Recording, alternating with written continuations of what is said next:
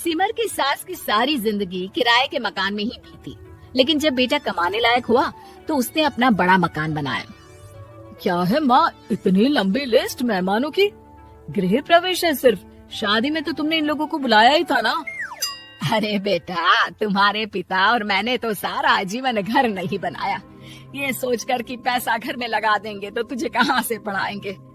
अब बेटा, घर जैसी खुशी में मैं उन लोगों को कैसे भूल जाऊं जिन लोगों के साथ मैंने पूरा जीवन काटा। तभी वहाँ बहू आ जाती है।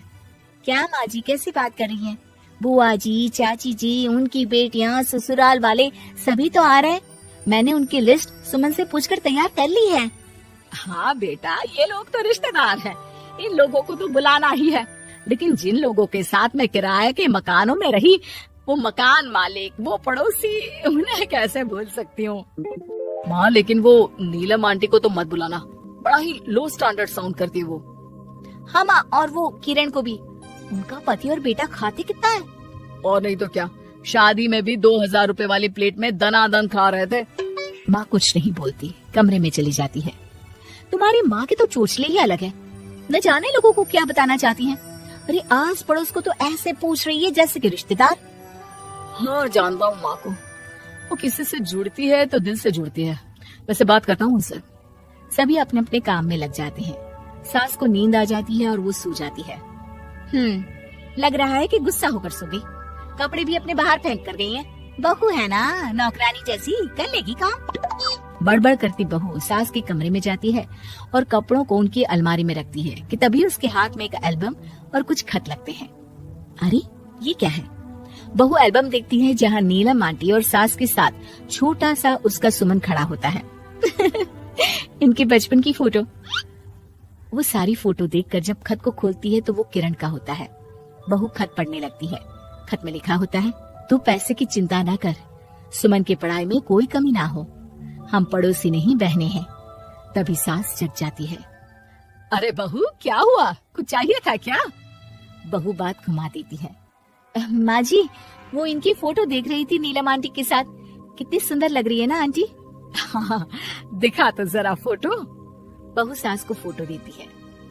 सास फोटो देखकर कहती है, याद आता है, तेरे ससुर जी तो थे नहीं, काम के लिए 10 दिनों के लिए शहर से बाहर गए थे।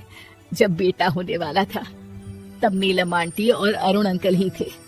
आंटी बेचारी रात भर मेरे साथ बैठी रही तो अंकल भाग भाग कर दवाई का इंतजाम कर रहे थे। बेटे के होने के बाद भी जब तक मैं घर नहीं आई मेरे पास ही रहे। रिश्तेदार तो आए थे मुंडन में 10 दिनों के बाद। बहू सुनकर खुश होती है। तभी नजर खत पर पड़ती है। माँ, ये किरण आंटी को अपने पैसे वापस कर दिए? हाँ, वो भी समझ कैसे कैसे किए मैं ही जानती हूँ। सुमन की पढ़ाई के लिए पैसों की जरूरत थी। रिश्तेदारों ने तो साफ बोल दिया था कि किसी होटल में काम पर लगा दो।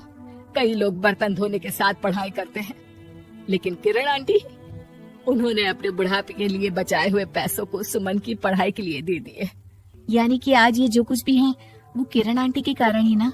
हाँ बहू, ऐसे ऐसे पड़ोसी हुआ करते थे जो किसी रिश्ते के नाम से नहीं बल्कि अपनेपन से भरे थे। फिर सास का बोलने का रुख तीखा हो जाता है। और फिर भी देख, सुमन इन लोगों को भी नहीं बुलाने दे रहा है। माँ, मैं बात करती हूँ, ये लोग सिर्फ आएंगे ही नहीं, हम लोगों के साथ रुकेंगे भी घर में, रिश्तेदारों की तरह।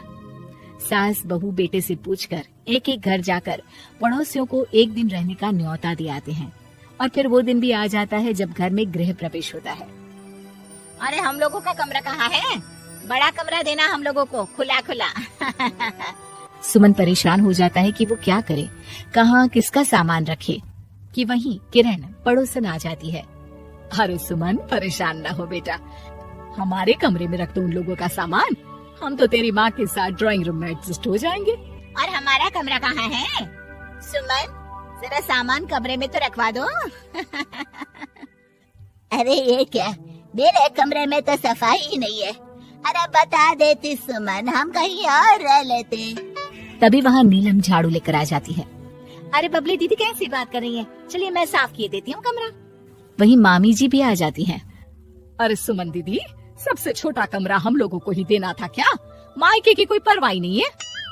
वो मामी जी, किरण आंटी और नीलम आंटी की फैमिली एक ही कमरे में है ना, तो इसलिए आप और मामा दो ही तो लोग हैं। तो मामी तो बहू के मुंह से ये बात सुनकर गुस्से से लाल पीली हो जाती है। अरे वाह जी वाह, बहू की जुबान तो देखो कितना बोल रही है। इतना बोलने वाली बहुएं भी होती है क्या? अरे रहने दो, जब मेरी बहन ने ही मेरे बारे में नहीं सोचा तो किसी और से क्या उम्मीद करें। दोनों सामान पैक करके घर से निकल ही रहे होते हैं कि नीलम आ जाती है। अरे राकेश भैया, मैं भी सुमन की तरह ही तो हूँ। आप तो हम लोगों को इतने साल से जानते हैं। हाँ, तुम लोग तो मेरी बहन से चिपकी रही गोंद की तरह। खैर कोई बात नहीं, रहो बड़े कमरे में। तभी अरुण वहाँ आ जाता है जो नीलम का पति है। अरे भाई साहब, थोड़ा तो वक्त दीजिए, हम सारे छोटे कमरे में शिफ्ट हो रहे हैं। सारे पड़ोसी छोटे कमरे में चले जाते हैं और मामा मामी बड़े कमरे में। बहू चाची के कमरे से बाहर निकल रही होती है कि देखो कैसे बड़ा मकान बनाकर इतरा रही है। अरे जब हम लोगों ने कहा था कि घर बनवा लो, तब तो लड़के को पढ़ाने की पड़ी थी। इतना पैसा रखी थी, महंगे कॉलेज में पढ़ाया, तब बात मानी होती तो सस्ते में मकान बन जाता। बहू आगे जाती है जहाँ दोनों पड़ोसन भी आपस में बात कर रही थी।